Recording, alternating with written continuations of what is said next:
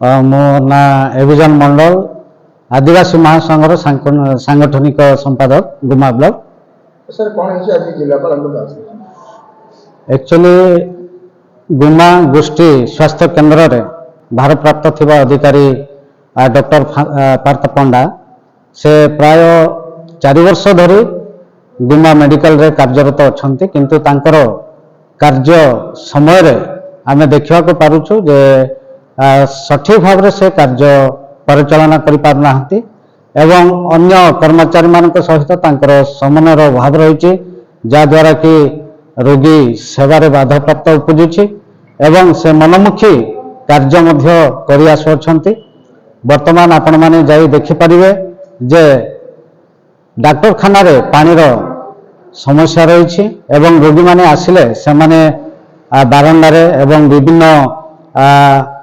घरे से माने आश्रय नौछंती एवं सेमानंकर बसिवार कौन से प्रकार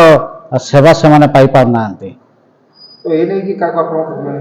आज दिन मैंने आसचो आदिवासी महासंघर समस्त कर्मकर्ता